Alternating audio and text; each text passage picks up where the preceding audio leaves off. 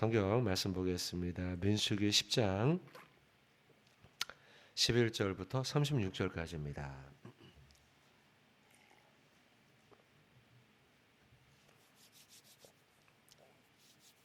민수기 10장 11절부터 36절까지 말씀입니다. 저거 한 절씩 교독하겠습니다. 둘째 달 스무 날에 구름이 증거의 장막에서 떠오르매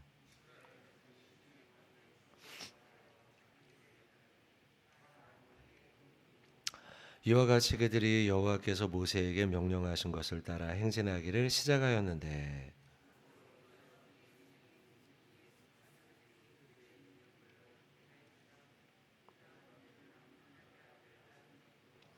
이사갈 자손 지파의 군대는 수알의 아들 느다넬이 이끌었고 이에 성막을 거듭해 게르손 자손과 무라리 자손이 성막을 메고 출발하였으며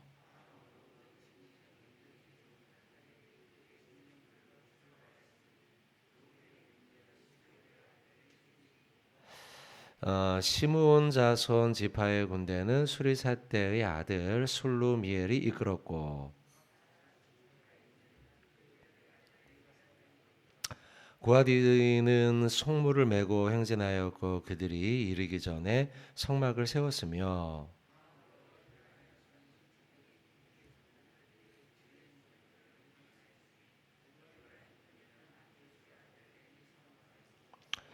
므낫세 자손 지파의 군대는 부다술의 아들 가말리엘이 이끌었고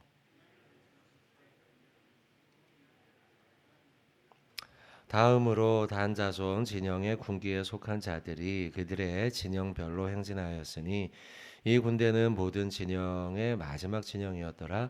단 군대는 암미사대의 아들 아히에셀이 이끌었고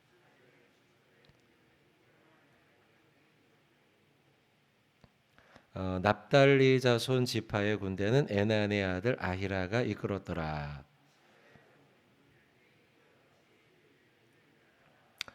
모세가 모세의 장인 미디안 사람 르우엘의 아들 호밥에게 이르되 여호와께서 주마하신 곳으로 우리가 행진하나니 우리와 동행하자 그리하면 선대하리라. 여호와께서 이스라엘에게 복을 내리리라 하셨느니라.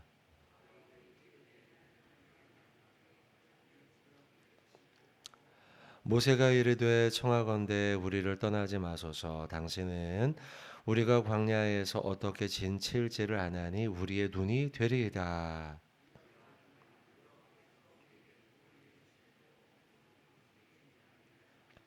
그들이 여호와의 산에서 떠나 3일 길을 갈 때에 여호와의 언약궤가 그 3일 길에 앞서가며 그들의 쉴 곳을 찾았고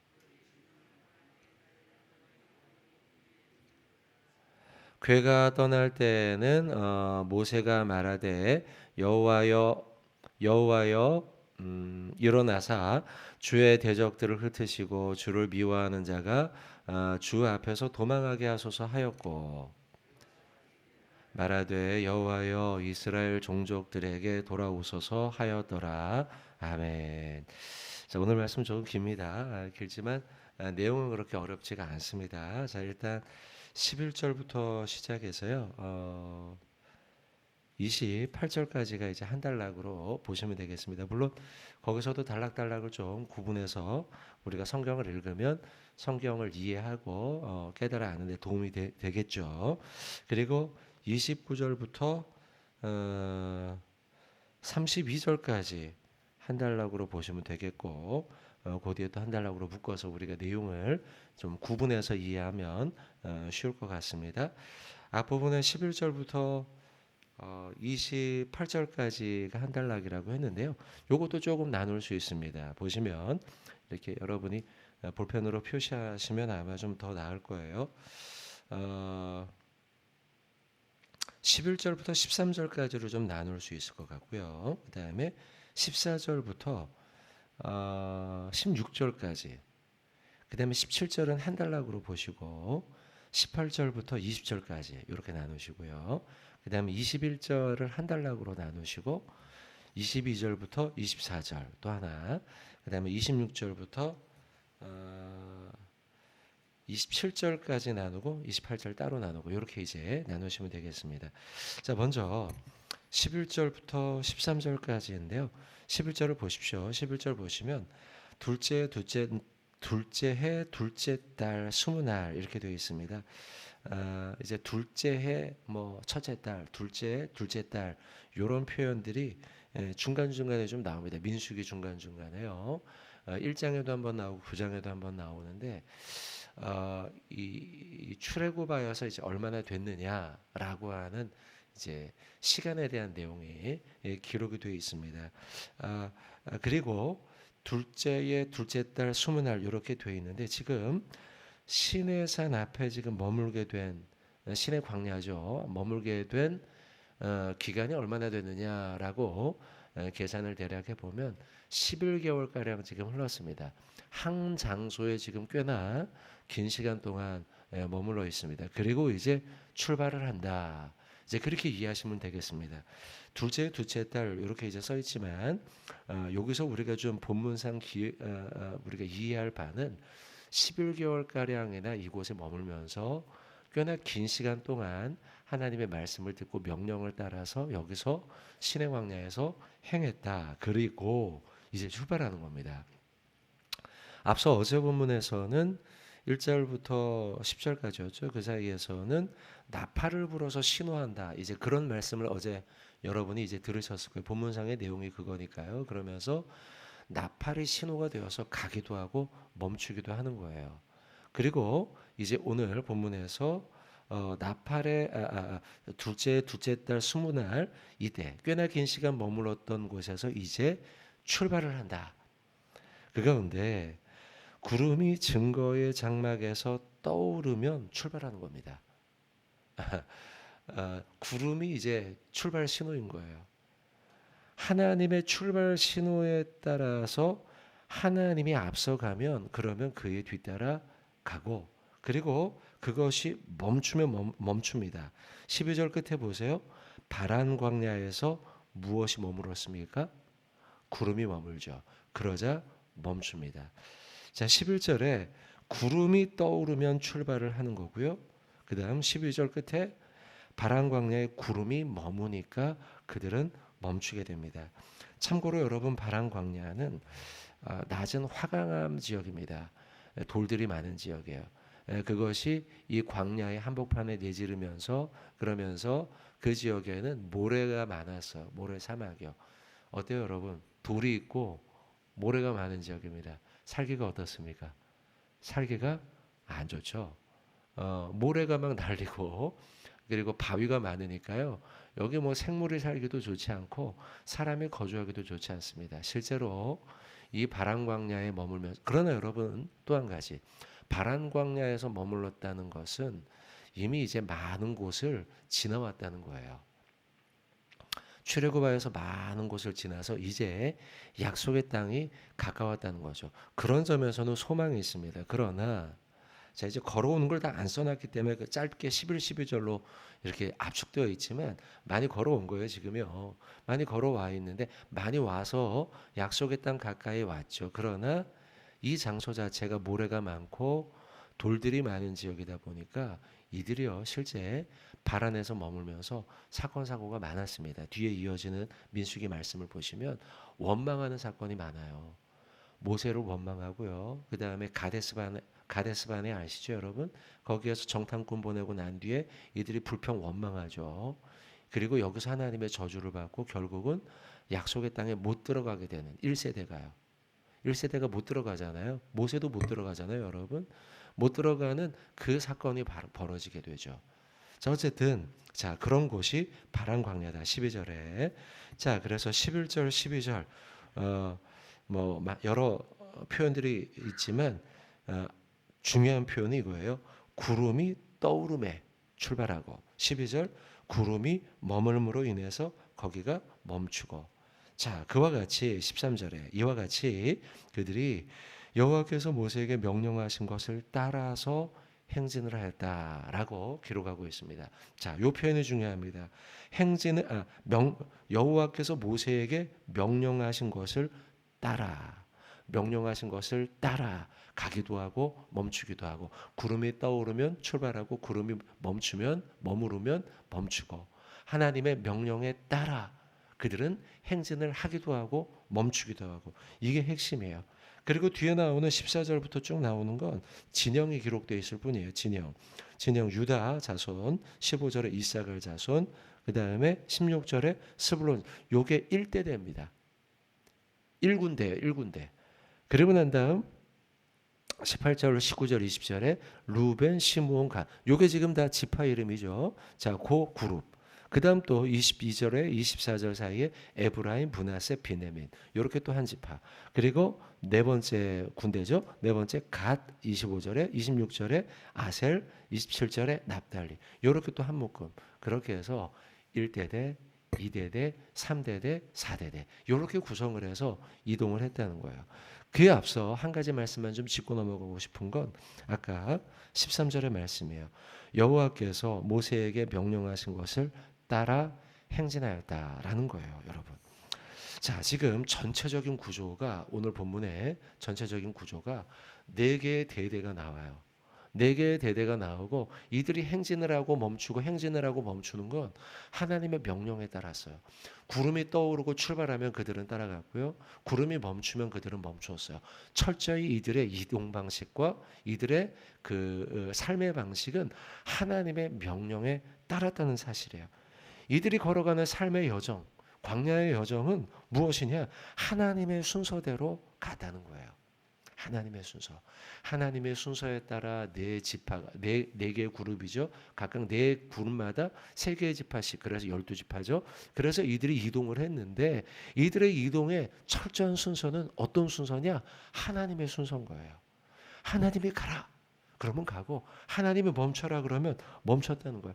어느 순서로 갈까요, 하나님? 그러면 제일 먼저 유다, 이사갈, 그리고 그 다음에 스불론 가. 그 다음 누가 갈까요? 루벤, 시므온, 갓 가. 그 다음에 누가 갈까요? 에브라임 등등등 가. 이런 식으로 하나님의 순서에 따라 이들이 이동했다는 것이죠. 여러분, 인생의 순서가 지금 철저하게 오늘 본문에서 하나님의 명령을 따르고 있다는 사실이에요. 여러분, 우리도 광야길을 걸어가고 있지 않습니까? 앞날을 알 수가 없어요. 살다 보면 여러분들 아까 바람 광야였죠, 그죠? 막 모래가 막 휘날리는 그런 시절을 만날 때가 있잖아요. 우리 인생 요정 속에 갔는데 푸른 나무는 없고 그늘은 없고 죄의 화강한 돌밖에 없는 그런 데도 있잖아요.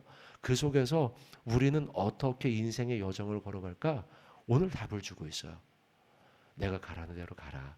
너 멈추라면 멈춰라. 어느 순서로 갈까요, 하나님? 유다 먼저 가, 이사갈 먼저 가. 하나님이 가르쳐주는 인생의 순서대로 우리가 가야 된다는 거예요. 우리는 여러분 흔히 이렇게 생각합니다. 그래, 초등학교 때는 엄마랑 같이 생활하고 중학교 가면 학원 가고 고등학교 가면 어느 대학 지나갈지 열심히 준비하고 그리고 고3이 되면 입시 치르고 그 다음에 대학 가고 그리고 대학 졸업하면 어느 직장 가고 직장 가서 어디 나오고 결혼하고 우리는 이렇게 인생의 순서를 나름 정해놔요. 이 시대는요. 그거는 문화가 정하고 그죠? 문화. 우리가 살고 있는 문화, 트렌드 그리고 옆 사람들이 어떻게 하고 있는지 사람들의 기호에 따라서요. 우리가 지금 그렇게 그거의 순서에 따라 살아가고 있지 않은가 돌아보자 이거죠.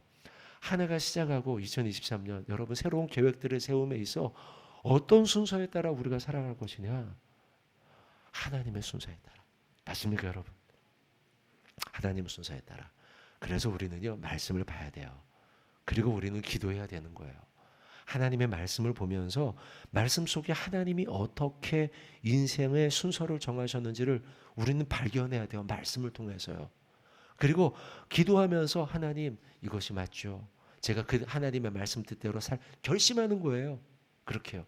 하나님의 음성을 듣기도 하고 회개하기도 하고 하나님의 말씀대로 우리가 그 순서를 정해놓고 가야 된다는 것이죠.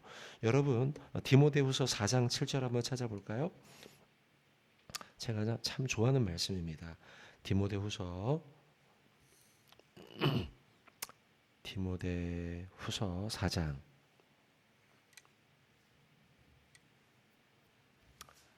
4장 7절 말씀입니다. 같이 한번 우리 읽어보겠습니다. 디모데후서 4장 7절 시작. 나는 선한 싸움을 싸우고 나의 달려갈 길을 마치고 믿음을 지켰으니 아멘. 세 가지를 말하고 있어요. 선한 싸움을 싸우라, 달려갈 길을 맞춰라, 믿음을 지켜라. 물론 이 명령형의 말씀은 아니지만 디모데에게 주는 메시지죠. 바울이 신앙의 선배요, 목회자 선배로서 디모데에게 주는 메시지. 나는 이렇게 살았다. 그러니 너도 이렇게 살기를 바란다라는 거예요. 그러면서 선한 싸움을 싸워라. 그 다음에 달려갈 길을 끝까지 완주하라는 거예요. 근데 그 중에 원칙이 뭐냐면 믿음을 지키는 거예요. 믿음을 지켜라. 이게 바울이 지금 디모데에게 주는 메시지예요. 그리고 우리에게 주는 메시지예요. 우리가 어떻게 살아야 되느냐? 끝까지 달려갈 길을 완주해야 돼요. 그런데 그 믿음의 길을 완주함에 있어 우리가 무엇을 우선순위에 두고 살 것이냐? 믿음을 우선순위에 두고 믿음의 인생의 경주를 완주하라 이거예요. 우리도 앞으로 살아갈 오늘 본문도 마찬가지예요. 우리에게 주는 메시지는 뭐냐? 너에게 주어진 인생의 길, 광야의 길을 끝까지 완주해야지. 완주. 근데 완주함에 있어 무엇을 지키며 살아갈 것이냐? 믿음을 지키며 살라는 거예요. 그 믿음을 지키며 산다는 건 뭐예요? 세상의 가치관으로 인생의 순서를 정하지 말고 믿음을 지킨다는 건요. 믿음의 가치관. 하나님의 순서에 따라 우리 인생길을 완주하라라는 거예요. 여러분, 세상의 방식으로 살면은 우리가 잘 될 거라고 생각을 하고 다 그렇게 살아갑니다. 그러나 성경은 말씀합니다. 우리가 생각하기에 처음 될 거라고 생각했던 자들이 어떻게 돼요? 나중되죠. 나중될 거라고 생각한 자들이 어떻게 돼요? 처음 되죠. 우리 인생길이 세상의 가치관에 따라 10대는 뭐라고, 20대는 뭐라고, 30대는 뭐, 40대는 뭐라고 이렇게 순서에 따라서 살아가면 처음 될 거라 생각하지만 천만에요. 나중될 수 있다는 거죠. 아유, 저 사람 저렇게 인생을 저렇게 해가지고 어떻게 돼? 아이고 라고 생각했지만 나중된 자가 처음 될 수 있는 거야. 우리 인생은 정말 알 수 없잖아요, 여러분들요. 그러니 우리의 인생의 계획을 어떻게 세울 것이냐? 하나님의 순서에 따라 살아가라는 거예요. 그래서 구름이 떠오르면 우리가 출발하고 구름이 멈추면 멈추고 12절, 10몇 절이었죠? 오늘 본문에요. 13절이죠. 13절. 여호와께서 모세에게 명령하신 것을 따라서 행진하라. 자, 이게 오늘 우리에게 주시는 메시지입니다. 잘 기억하십시오, 여러분. 오늘 하루 어떻게 살 것이냐? 여호와께서 우리에게 명령하신 것을 따라 행진하는 하루. 그런 하루 되시길 바라겠습니다. 자, 그다음에요. 아까 우리가 구조를 조금 봤는데요. 아까 일부러 구조를 조금 봤던 이유는요. 자, 14, 15, 16절을 한 달락 봤어요. 그다음에 18, 19, 20절을 한 달락. 그래서 앞에 14, 15, 16은 제1대대였고요. 18, 19, 20절은 제2대대였어요. 그리고 한 절을 또 건너뛰어서 22, 23, 24절이 또 한 대대. 자, 그러면 생략된 게 있죠. 건너뛴 게요. 몇 절을 건너뛰었습니까? 14, 15, 16 한 대대. 그 다음에 18, 19 한 대대, 20 한 대대. 지금 17절을 건너뛰었죠. 그죠? 그 다음에 또 22, 23, 24절을 한 대대. 그래서 21절을 건너뛰었어요. 그죠? 이거 건너뛰었어요. 왜 건너뛰었을까요? 요거는 지금 별동부대입니다. 자, 17절을 보세요. 먼저 17절은 이에 성막을 거듭해 게르손 자손과 무라리 자손이 성막을 메고 출발하였다. 그 다음 21절을 보세요. 고하디는 성물을 메고 행진하였고 그들이 이르기 전에 성막을 세웠다. 이들은요, 대대에 속하지 않습니다. 이들은 지금 성막과 관련된 레위 지파예요. 지금 이제 여러분들이 12지파의 이름을 외우고 있다면 확 한 번에 구분하셨을 거예요, 이걸요. 근데 이제 이게 지금 우리가 12지파 이름을 다 외우지는 못하잖아요. 그죠? 물론 외우시는 분도 계시겠지만 그러다 보니까 이걸 이상한데? 라고 생각을 못한 거예요. 우리가 12지파의 이름을 암기하고 있다면 지금 게르손, 무라리, 그 다음 고핫 이런 사람들은 지파 이름이 아니거든요. 여기에 들 계제가 못 됩니다.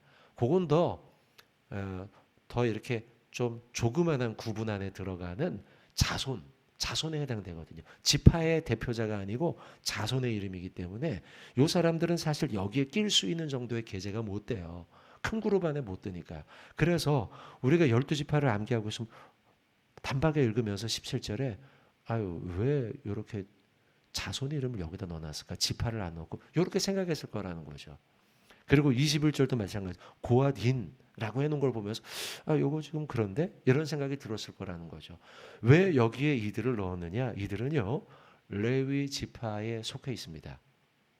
레위 지파에 속해 있고 이들의 역할은 무엇이냐면 성막과 관련된 짐들을 들거나 운반하거나 나르거나 이런 일을 했던 사람들이기 때문입니다. 근데 이 레위 지파 성막과 관련된 일을요 지금 1대대와 2대대 사이에 넣어놨어요. 자, 앞으로 보세요 한번요. 어떻게 되어 있냐면 지금 행진을 하잖아요. 여기 군대가 있습니다. 이스라엘 사람들이. 그러면 제일 앞에 1대대가 나가는 거예요. 그 다음에 2대대가 나가죠. 3대대, 4대대가 줄을 이어서 갈 거 아니에요. 그죠? 줄을 이어서 쭉 가는데 1대대와 2대대 사이에 있는 거예요. 지금요. 2대대와 3대대 사이에 있는 거예요. 왜 이렇게 배치했을까요, 여러분? 보호받기 위해서예요. 지금 광야를 지나가는 데 있어서 생각지 못하게 막 물소떼를 만날 수도 있고요. 생각지 못하게 막 이방 나라를 만나서 전쟁이 벌어질 수도 있단 말이죠. 광야란 그런 곳이죠. 그런 곳에서 이동을 함에 있어 지금 하나님의 성막은 보호를 받아야 돼요. 그래서 진행함에 있어 1대대와 2대대 사이 제일 앞에 놓지 않는단 말이에요. 이 사이에다가 이 성막을 집어넣고 2대대 3대대 성막을 집어넣어서 신앙의 삶이 보호받을 수 있게 했단 말이죠. 중요한 의미가 있어요. 여기에요. 여러분 지금 그래서 신앙과 관련된 우리의 일상의 삶 속에 일상의 삶이 있잖아요. 일상의 삶 속에 이게 우리에게 주는 메시지는 일상의 삶 속에 우리의 신앙의 삶이 보호받도록 해야 돼요. 세상에 바로 노출되지 않아야 돼요. 그래서 이것이 보호되어서 적들이 쳐들어오든 아니면은 막 이 맹수들이 쳐들어왔을 때 보호받을 수 있도록 해놨다는 것이죠. 혹여나 게르손 자손 17절에 그리고 22절에 무라리 자손과 고앗 자손들이 성물을 메고 행진을 할 때에 혹여나 공격받지 않도록 이것이 떨어져서 막 맹수들이 쳐들어와서 공격을 해서 이것이 떨어져서 혹여나 깨어지지 않도록 하기 위해서 보호받는 진영을 지금 만들어 놨다는 거죠. 자, 여기에도 우리에게 주는 메시지. 여러분, 우리의 신앙에 보호받을 수 있도록 살아가야 돼요. 어떤 공격에도 1차 공격에도 2차 공격에도 적어도 1차, 2차, 3차 단번에 1차 공격에 우리가 무너지지 않도록요. 2차, 3차, 2중, 3중에 보호막을 해야 된다는 거죠. 우리의 기도의 삶, 보호막을 받아야 돼요. 우리의 말씀의 삶, 보호막을 쳐놔야 된다는 거죠. 철저하게 보호막을 쳐서요. 이것이 무너지지 않도록 해야 돼요. 그래서 세상의 친구가 찾아왔을 때 아니면 세상의 사람들이 나에게 찾아왔을 때 먼저 이거는 먼저 1순위로 보호받고 그리고 난 다음에 그 다음에 우리가 일들을 진행해야 된다는 것이죠. 자, 요거죠 오늘 두 번째 메시지고요. 짧게 마지막 말씀 전합니다. 29절부터 32절의 말씀인데 요 내용은 뭐냐면 자 29절 보세요. 모세가 모세의 장인 미디안 사람 루엘의 아들 호밥에게 이야기합니다. 뭐 지금 설명이 많아서 호밥입니다. 호밥은 여러 가지로 해석을 합니다. 이 사람이 장인 이드로의 다른 이름일 것이다 라고 해석하기도 하고요. 또 처남으로 보기도 합니다. 근데 많은 해석가들은 처남으로 해석하기 때문에 저도 그 해석을 따르겠습니다. 그래서 처남으로 우리가 이해를 해서요. 자, 처남에게 이야기합니다. 이르되 여호와께서 주마 하신 곳으로 우리가 지금 행진하고 약속의 땅으로 가고 있으니 우리와 함께 동행하자. 그리하면 선대하겠다. 여호와께서 이스라엘에게 복을 내리리라. 이렇게 제안을 합니다. 처남에게 제안을 하는데 30절에 호밥이 모세에게 이르되 나는 가지 않겠소라고 대답을 해요. 그리고 내 고향 내 친족으로 가겠소라고 대답을 합니다. 아까 우리가 말씀 본 것처럼 바람 광야가 힘들었기 때문이죠. 그리고 오랫동안 행진하면서 호밥도 지쳤습니다. 그래서 이제는 향수병이 들었겠죠. 그래서 고향으로 돌아가겠다 대답한 거예요. 그때 31절에 모세가 다시 재청합니다. 다시 청하기를 우리를 떠나지 마십시오. 당신은 우리가 광야에서 어떻게 진을 치고 떠나야 할지를 잘 아는, 광야의 생활을 잘 알고 있는 인물이었어요.